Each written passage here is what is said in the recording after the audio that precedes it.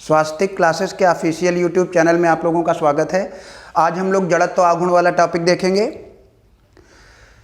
जड़त्व, इनर्शिया, हम लोगों ने न्यूटन वाले चैप्टर में पढ़ा है कि जो जड़त्व होता है ना, वो किसी वस्तु का वह गुण है जिसके कारण वस्तु अपनी अवस्था में स्वतः परिवर्तन नहीं कर सकती। Inertia is that virtue of a body due to which body can not change its state itself. ये जो जड़त्व होता है ना, वो द्रव्यमान पर निर्भर करता है। वस्तु जितनी भारी होगी उसकी पोजीशन को चेंज करना उतना ही मुश्किल होगा। तो जड़त्व निर्भर करता है द्रव्यमान पर। इनर्शिया डिपेंड्स ऑन मास। अब हम लोग आते जड़त्व आघूर्ण पर, मोमेंट ऑफ इनर्शिया पर। जड़त्व आघूर्ण क्या है बेटा?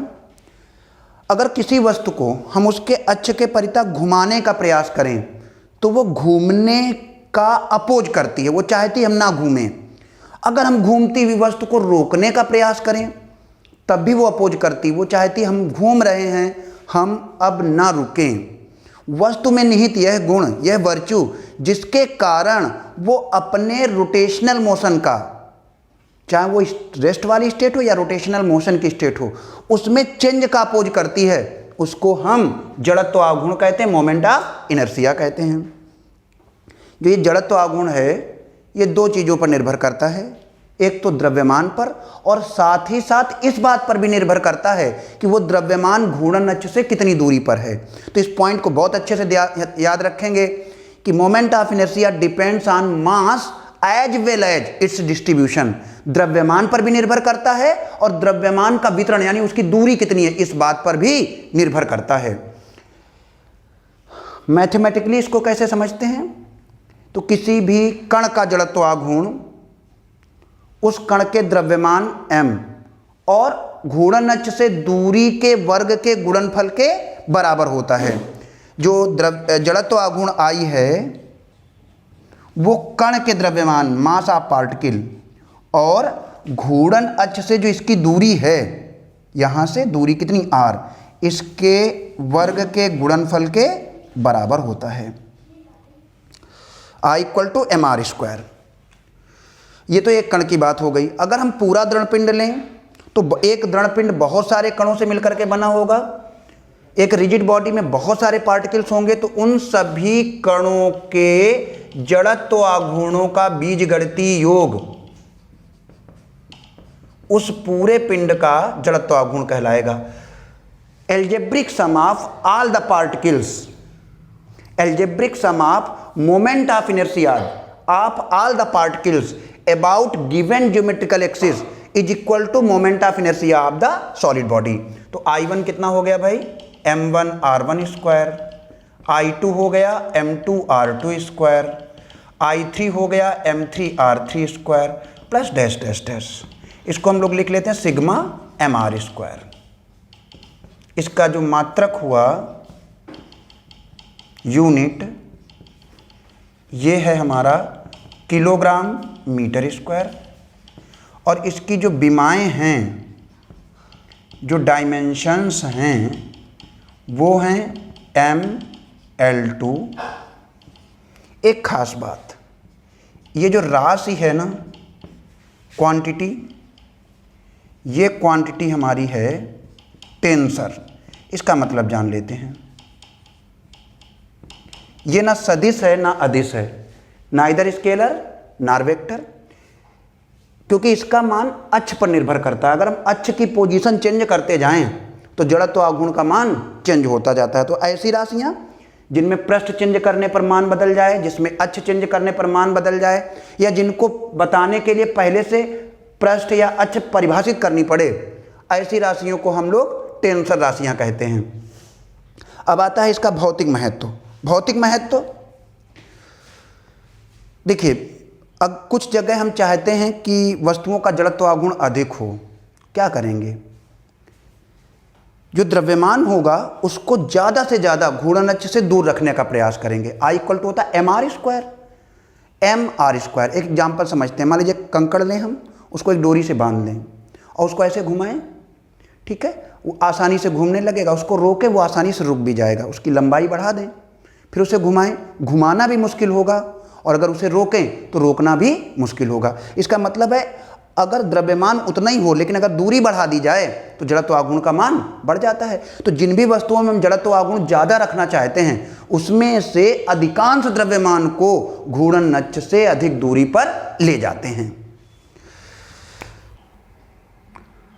साइकिल के पहिए की बात करते हैं। साइकिल का पहिया या किसी भी व्हीकल का पहिया, अगर आप उस पहिए को ध्यान से देखो तो अधिकांश द्रव्यमान अक्ष से, घूर्णन अक्ष जो है एक्सेल जिसको बोलते हैं, उससे दूर जहाँ पर टायर होता है वहाँ पर केंद्रित होता है।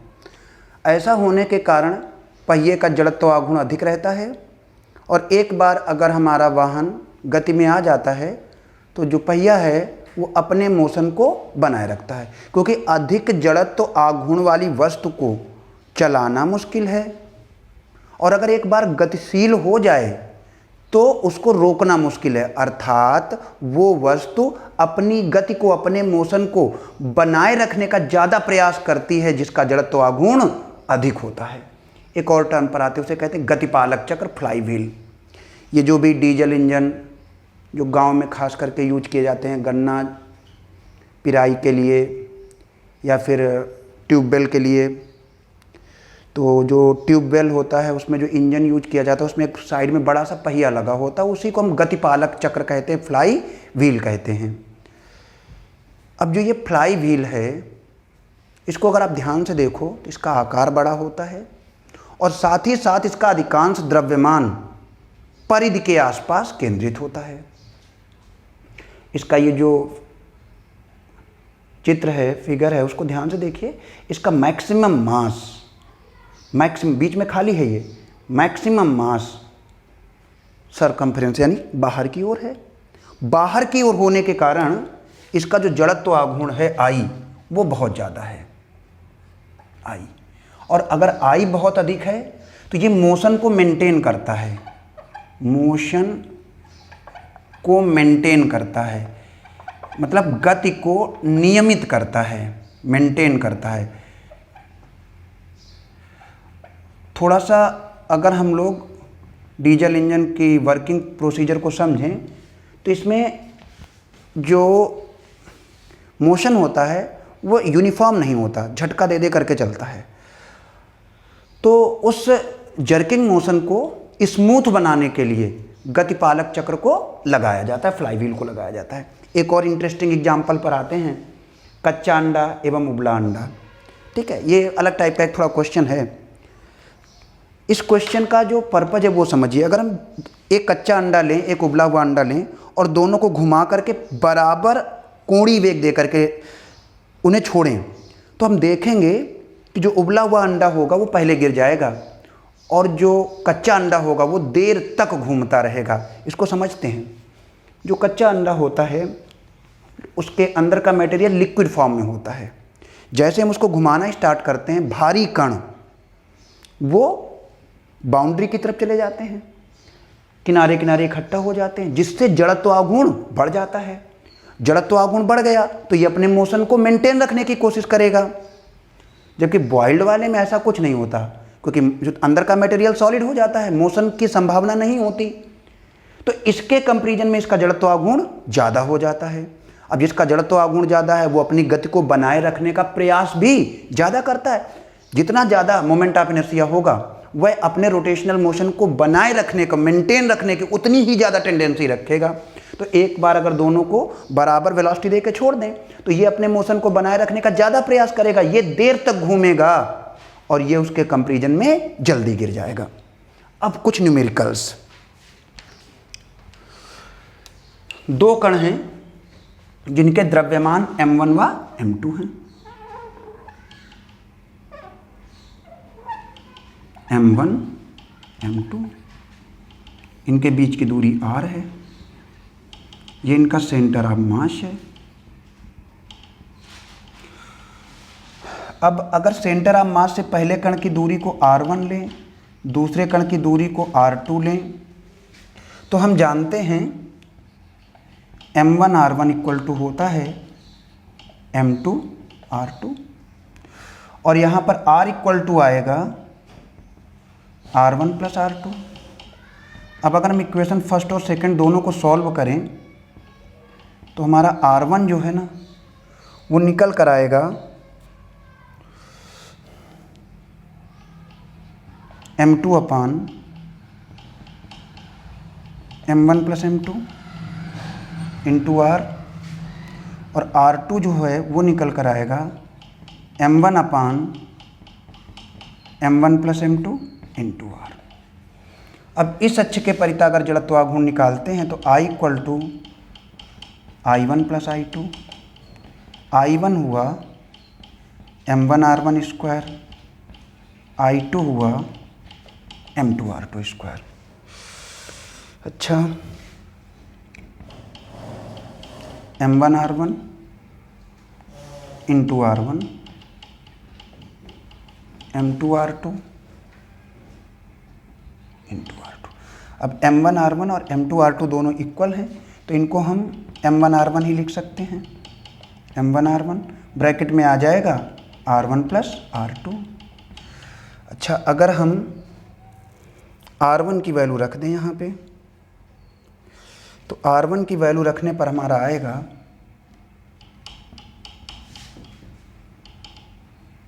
M1 R1 रखते हैं M2 अपान M1 प्लस M2।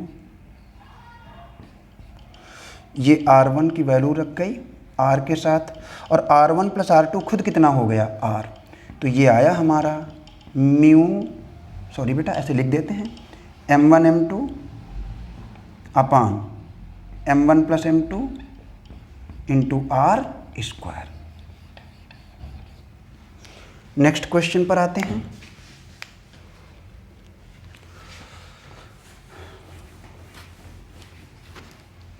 समान द्रव्यमान स्मॉल m के 4 कण हैं।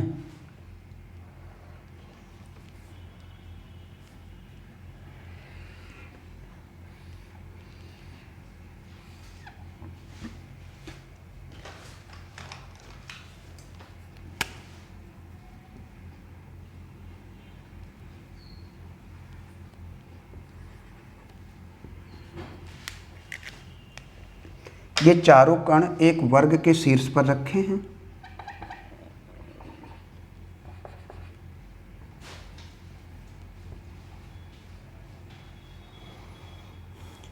हम जानते हैं कि जो चारों शीर्ष हैं वो वर्ग के द्रव्यमान केंद्र से, यानी विकर्णों का जो कटान बिंदु है उससे बराबर डिस्टेंस पर होते हैं।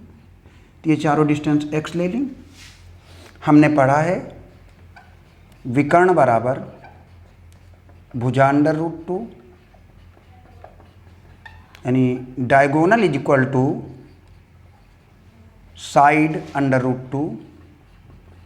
अब ये डायगोनल कितना हो गया x प्लस एक्स, साइड कितनी हो गई a root 2, 2x equal to a root 2, x equal to a root 2 by 2, x equal to a by root 2।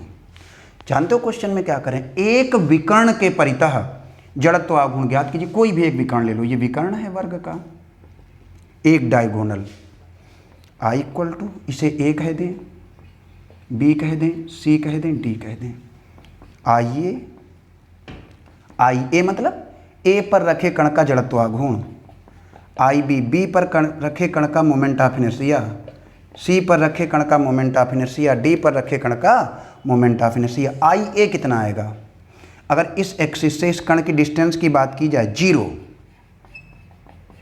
लेकिन B की डिस्टेंस x, C की डिस्टेंस 0, फिर D की डिस्टेंस x, कितना हो गया 2mx स्क्वायर। x की वैल्यू रख देते हैं a by root 2, 2m a square by 2 ma square. तो ये बेटा जड़त्वाघूर्ण से संबंधित 2 क्वेश्चन हो गए। अब हम लोग समांतर अक्षों की प्रमेय देखते हैं। देखो बेटा, द्रव्यमान केंद्र के परितः जो कुछ नियमित वस्तुएं हैं उनका जड़त्व आघूर्ण हमको ज्ञात रहता है, लेकिन यदि हमारी अक्ष द्रव्यमान केंद्र से ना जाए, किसी और बिंदु से जाए, तब हम जड़त्व आघूर्ण कैसे निकालेंगे? उसके लिए हमारे पास दो प्रमेय हैं। पहली है समांतर अक्षों की प्रमेय और दूसरी है लंब अक्षों की प्रमेय। तो हम पहले समांतर अक्षों की प्रमेय पढ़ते हैं। ये थ्योरम क्या कहती है, बहुत ध्यान सुनना। ये जो लिखा हुआ है उसको हम लोग चित्र से समझते हैं। ये हमारे पास एक रिजिड बॉडी है, दृढ़ पिंड है। उस दृढ़ पिंड का ये जो है द्रव्यमान केंद्र है, सेंटर ऑफ मास। सुनिए बेटा, हमको ये एक्सिस दे रखी है, कह रहे हैं इसके परिताप जड़त्व आघूर्ण बताइए। इसको कहते हैं दी गई अक्ष, गिवन एक्सिस। अब ये थ्योरम लगती कैसे है? ये थ्योरम कहती है कि अगर इसके अबाउट आपका मोमेंट ऑफ इनर्शिया आई है, तो जो ये आई होगा ये किसके इक्वल होगा? एक दूसरी अक्ष लो जो द्रव्यमान केंद्र से होकर जाए और इसी के समांतर रहे। एक दूसरी एक्सिस जो इसके ही पैरेलल हो और सेंटर ऑफ मास से जाए। तो ये दोनों एक्सिस एक दूसरे के पैरेलल हो गई। इसके अबाउट मोमेंट ऑफ इनर्शिया कितना हो गया? ICM। तो जो I है वो किसके इक्वल होगा? ICM प्लस किसके? इस वस्तु का टोटल मास m, और इनके बीच की जो डिस्टेंस है, सेपरेशन है a, उसके स्क्वायर का प्रोडक्ट, यानी m into a square plus ICM equal to I। तो इस अक्ष के परिता जड़त्व आघूर्ण बराबर होगा इस अक्ष के परिता जड़त्व आघूर्ण प्लस MA स्क्वायर। ठीक है, इसी को कहते हैं समांतर अक्षों की प्रमेय, थ्योरम ऑफ पैरेलल एक्सिस। एक चीज और बहुत ध्यान से सुनना, ये जो समांतर अक्षों की प्रमेय है, इसके लिए आपको सेंटर ऑफ मास से जो एक्सिस पास होती है उसका फार्मूला याद होना चाहिए। अब हम लोग एक क्वेश्चन देखते हैं इस पर बेस्ड। ये क्वेश्चन कह रहा है एक छड़ है यूनिफॉर्म रॉड, एक समान छड़ है, इसका द्रव्यमान m है, इसकी लेंथ l है। उस अक्ष के परिता जड़त्व आघूर्ण निकालना है जो एक सिरे से होकर जाती है और लंबाई के लंबवत है। हमें उस एक्सिस के अबाउट सेंटर वो मोमेंट ऑफ इनर्शिया निकालना है। जड़त्व आघूर्ण की बेटा बात हो रही है, मोमेंट ऑफ इनर्शिया निकालना है जो एक इंड से होकर जाती है और इसकी लेंथ के परपेंडिकुलर है। तो इसके अबाउट निकालना है, यानी हमको क्या पता करना है? I। अब हम क्या ढूंढेंगे? Centre of mass. एक एक्सिस ड्रा करेंगे जो इसके पैरेलल हो, इसके अबाउट ICM जो हम जानते हैं कितना होता है छड़ के लिए, ml²/12। इनके बीच का सेपरेशन क्या होगा? रॉड की लेंथ का आधा, A = L/2। तो थ्योरम ऑफ पैरेलल एक्सिस लगाते हैं। I = ICM plus MA²। ICM कितना? ml²/12 प्लस MA कितना? L/2, इसका whole square. ml²/12 plus ml²/4। LCM लेके सॉल्व करते हैं, 12 आया, ml² plus 3ml², 4ml²/12, ml²/3।